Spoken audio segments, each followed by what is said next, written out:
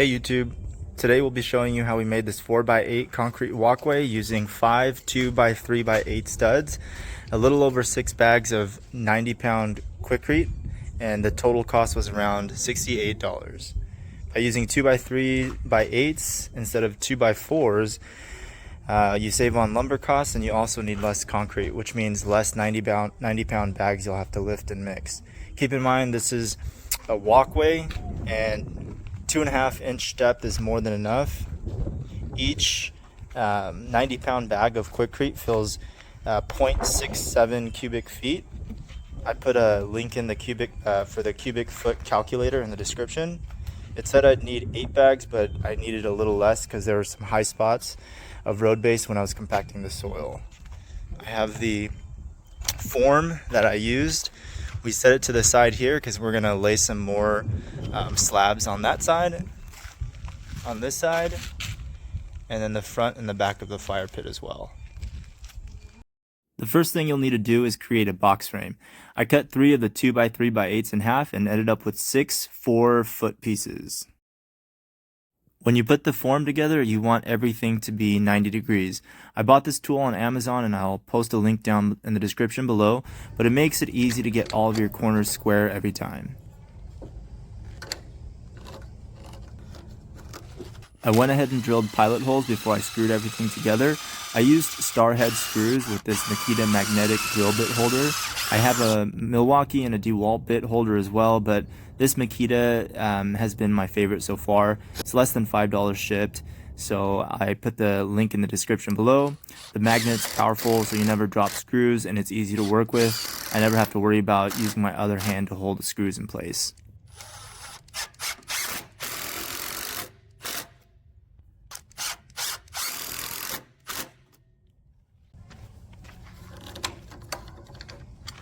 The outer 2x3s are in place. Now we're going to have to take some measurements and do the same thing with the inner pieces that are stacked. Okay, so to calculate the spacing, these studs, they're 2x3s. They're 2x3x96. They're 8-foot studs.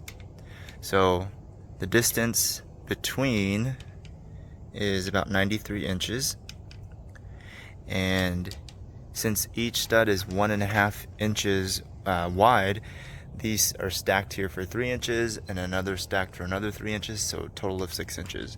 So you'll do 93 minus 6 inches, and then you divide it by three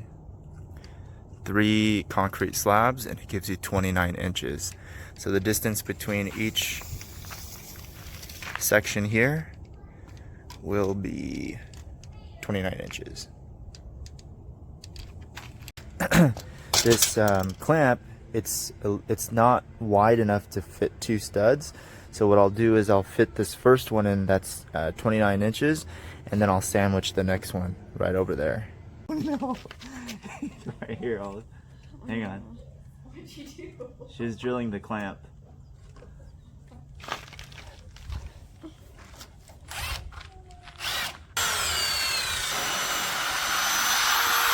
Good. All the way now. Okay, perfect.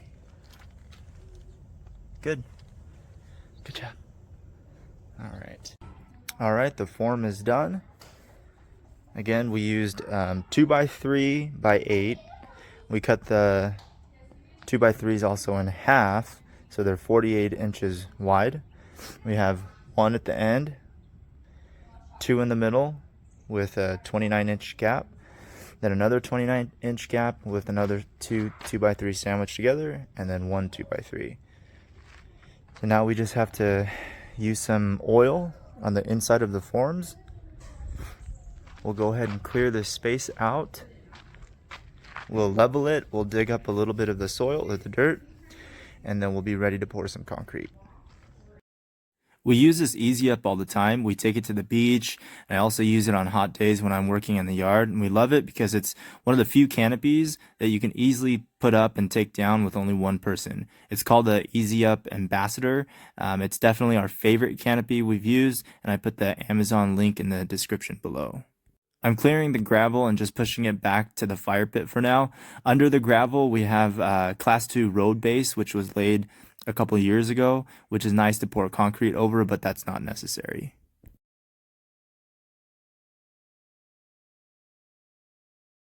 Here I'm just removing the wood borders so we can make room for the new form to go down.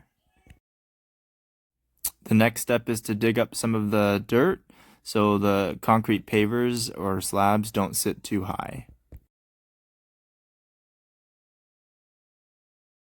Now I'm making sure the form is pretty level, but I give it a slight downward slope to allow the water to drain away from the house. I'm going to go ahead and coat the form in some used motor oil. I'm applying it to the inside of the form so that when it's time to take the form apart, everything will come off really easily. And then I can reuse the forms since I'll be making 4 more of these in different locations.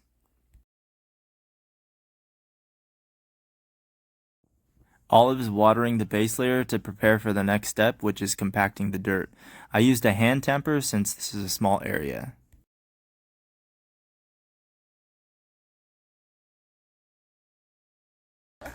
My watery hands and I have to watery my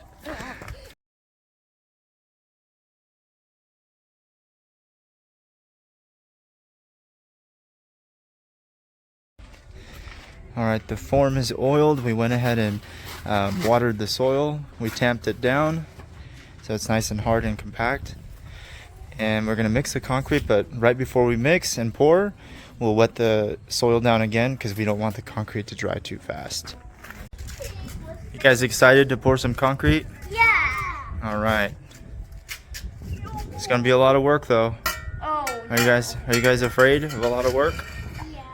Yeah. I'm not afraid. That's good. Good job. I'm not afraid. Don't be afraid of working. Strong. Yeah. Strong. Super strong. And we can do Super anything. Saiyan. Yep, that's right. Anything.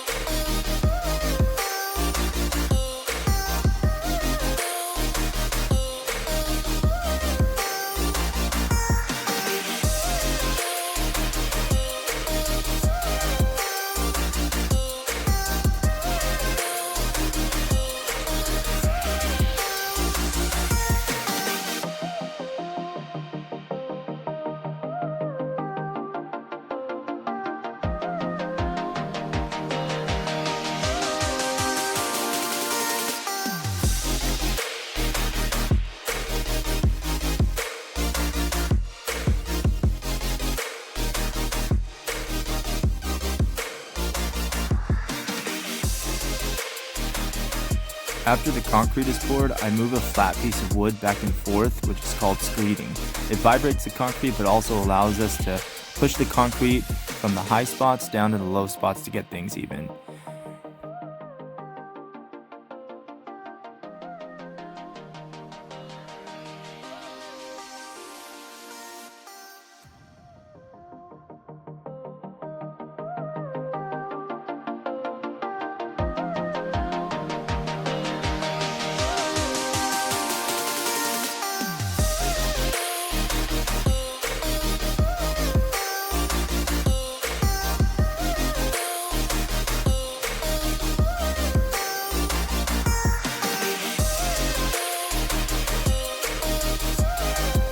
After the concrete starts to slightly harden, I take an edger and run it along the sides of the form to give the top a rounded edge. I then go over the top of the concrete with a flat steel trowel to give it a smooth finish, but when you push the concrete down with the trowel, it allows the cream to rise up and pushes the aggregate downwards.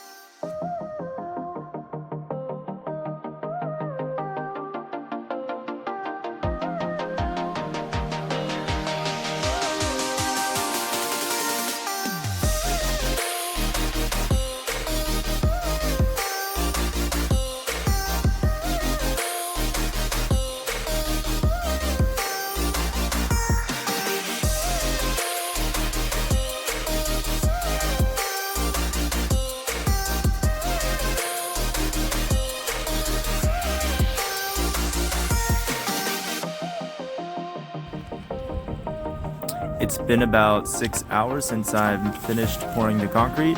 I'm misting the slabs down, and I'll be doing this every morning for the next 4 days.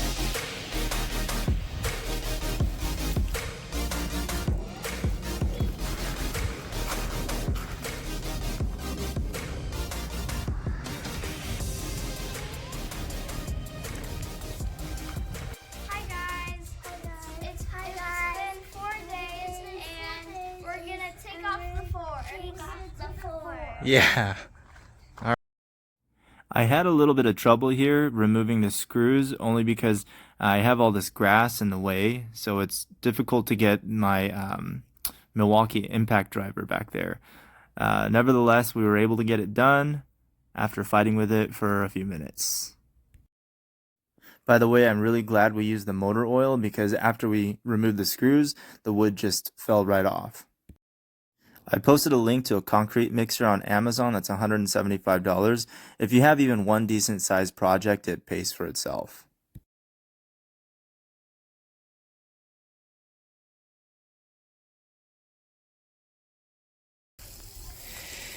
And what we're going to do here is we're going to put weed barrier down, and all of this, the gaps and underneath the grass, we're going to have white rock.